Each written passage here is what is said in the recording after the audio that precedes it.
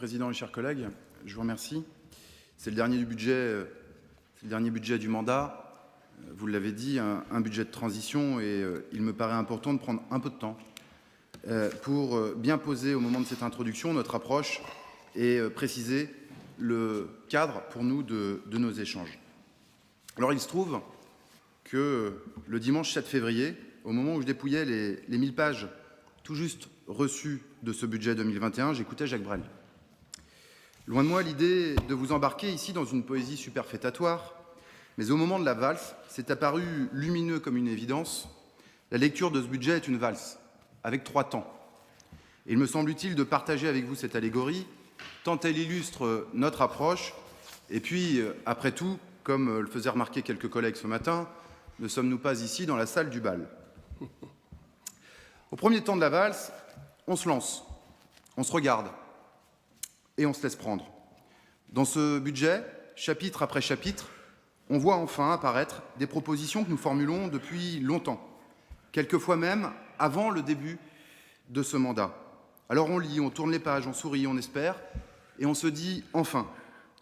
Ce sont les temps d'échange philo avec les collégiens que nous évoquions déjà lors des attentats de 2015, sentant le besoin d'expression sur des sujets complexes avec des jeunes qui, quelquefois, ne trouvent pas les mots. S'écouter, se comprendre. Avec cette crise que nous traversons, il y a toujours cette urgence à déployer ces innovations. De même, l'ouverture de l'aide sociale pour nos aînés en résidence autonomie, l'augmentation du budget des pompiers, la baisse de l'enveloppe du président et le renvoi des débats dans les commissions pour que les aides s'inscrivent dans un cadre plus démocratique. À ce budget, on voit aussi, là encore, enfin, le déploiement de ces nouveaux dispositifs pour renforcer le dialogue dans les familles d'enfants placés sur décision de justice, etc., etc. Alors oui, on tourne les pages, et c'est troublant, c'est charmant. C'est comme au premier temps de la valse. Mes collègues et moi sommes des réformistes, pour beaucoup ayant démarré dans le syndicalisme. Alors quand ça avance, même à quelques semaines des élections, et peu importe les intentions réelles qui président à ces décisions, nous, on prend. Nous sommes pragmatiques. Cela fait 6 ans qu'on attend, qu'on propose, 6 années qui auraient pu être utilisées pour être plus efficaces. Mais pour nous, pas question d'entrer dans des postures. Quand on pousse et que ça avance, on prend. Puis arrive le deuxième temps de la valse, celui où on compte. 1, 2 et 3. On compte parce qu'il faut bien compter, tout en continuant de lire, parce que c'est troublant, ça reste séduisant.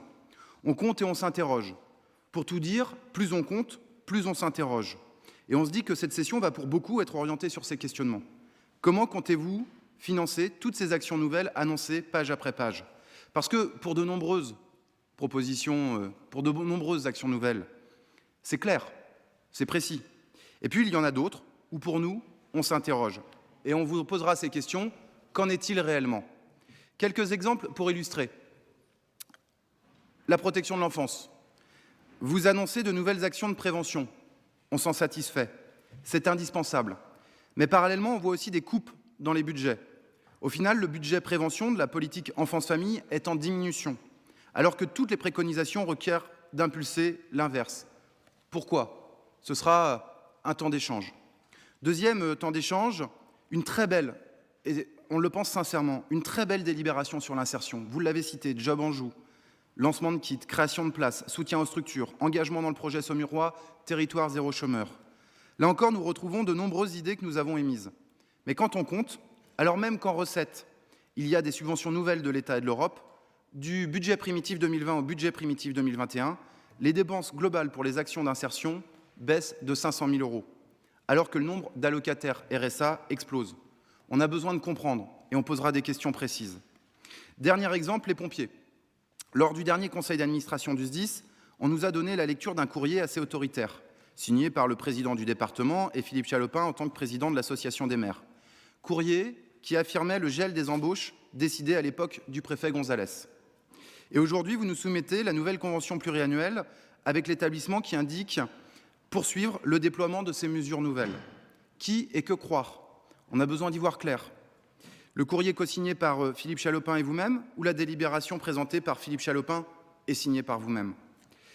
Pour émettre un avis clair sur ce budget, nous aurons sur de nombreuses délibérations, je le disais, des questions simples, parce que, effectivement, si au premier temps, on est séduit, au deuxième temps, on a besoin d'avoir des réponses. Enfin, il y a le troisième temps de la valse. On va de l'avant, on se projette, on s'embarque vers plus loin. Regardons-nous ce territoire avec les mêmes yeux. Voulons-nous l'emmener dans la même direction? Et sinon, est-ce irréconciliable? Parce que si nous avons bien compris que ce budget bouche électoralement les angles et qu'il est un budget de transition, quand on regarde au-delà de l'horizon de ces 1000 pages, où allons-nous? Comment voulons-nous déployer le service public départemental sur nos territoires? Avec qui et pourquoi faire? Quelle analyse faisons-nous dans la durée des impacts de cette crise sanitaire? Quid des impacts de la crise climatique, de la préparation de notre département au vieillissement? Pour répondre à cela, nous approfondirons les échanges que nous avons eus au moment du DOB sur l'investissement et les logiques d'investissement. Et puis, nous avons déposé 2 amendements en fonctionnement à hauteur de 360 000 euros, 360 000 euros sur un budget de 800 millions d'euros. Un amendement sur la dignité des collégiennes et un pour mieux agir sur la parentalité dans les quartiers prioritaires. Parce qu'in fine, la seule question qui se pose est oui ou non, voulez-vous unir et rassembler les forces de ce département? Lors des orientations budgétaires, vos dernières paroles étaient, je cite, et j'ouvre les guillemets, « Le rôle du département n'est pas de soutenir Angers et la première couronne, mais les petites communes rurales qui sont les plus fragiles. » Et je vous le dis, quand on a grandi à la Roseraie et qu'on habite Trélazé, élu d'un quartier où plus de 60% des gens vivent sous le seuil de pauvreté avec un chômage 2,5 fois plus élevé, on a du mal à accepter ces paroles. Vos mots sont pris comme une méconnaissance des réalités et peuvent être ressentis, je le dis, ils peuvent être ressentis comme du mépris. Pour nous, l'enjeu n'est pas d'opposer l'urbain au rural, mais d'agir plus fortement là où il y a des difficultés.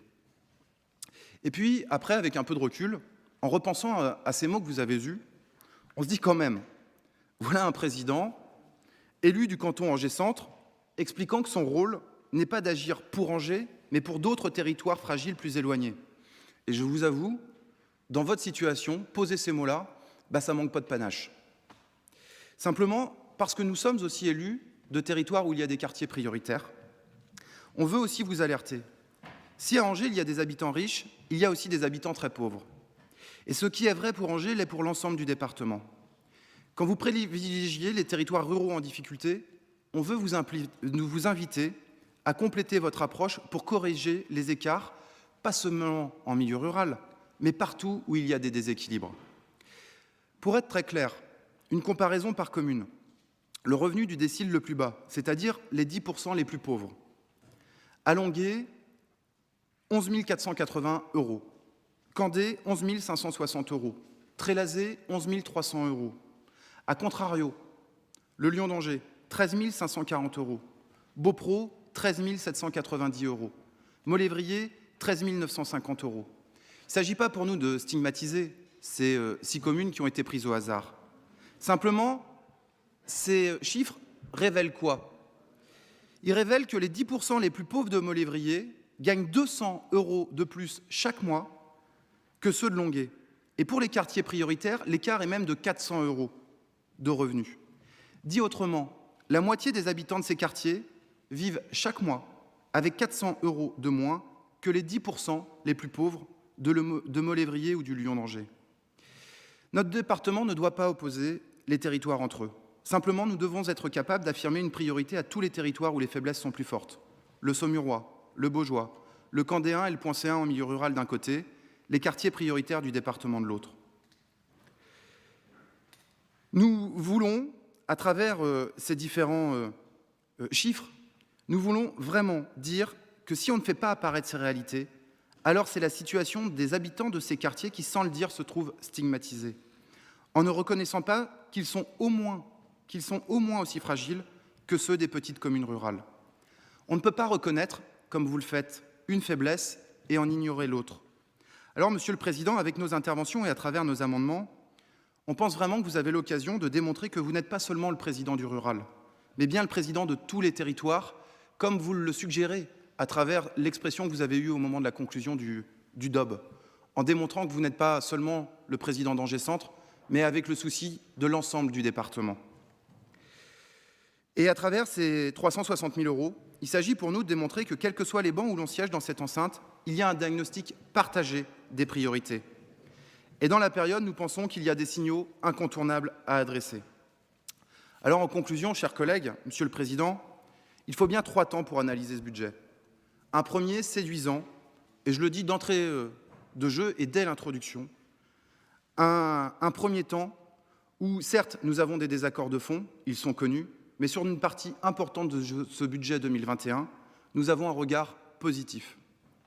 Un second temps, ensuite, de questionnement pour lever les ondes d'ombre, les incompréhensions, parce qu'après tout, vous avez pris le temps entre vous de travailler ce budget, et nous, il y a un certain nombre de choses qui, encore aujourd'hui, ne nous apparaissent pas forcément comme étant très claires, et il faut qu'on puisse avoir des réponses à ces questions. Et puis un troisième temps, enfin, je le disais à l'instant, pour clarifier la vision du territoire et de l'équilibre que nous voulons construire de ce territoire. Depuis 2015, au niveau du travail dans nos cantons, nous, élus de la minorité, avons fait avancer les dossiers. Pourtant, nous avons souvent eu le sentiment que quand nous nous retrouvons au niveau de l'Assemblée départementale, ça semble souvent compliqué. De notre côté, nous votons une majorité des délibérations présentées, simplement parce que nous étions d'accord et que cela allait dans le bon sens. Pas question pour nous de nous enfermer dans des postures. Mais en face, nous avons souvent eu le sentiment, lorsque pas un seul de nos amendements n'a été retenu de tout le mandat, que nous n'avions pas la même approche. Que faut-il en conclure? À ce dernier budget, nous avons l'espoir, enfin, de voir face à nous un autre visage, d'autres attitudes et la volonté de privilégier les avancées collectives et l'intérêt général, celui où toutes les difficultés territoriales sont considérées. Voilà, on veut le dire en toute simplicité, c'est avec cet état d'esprit très constructif que nous entamons ce travail budgétaire 2021. Je vous remercie.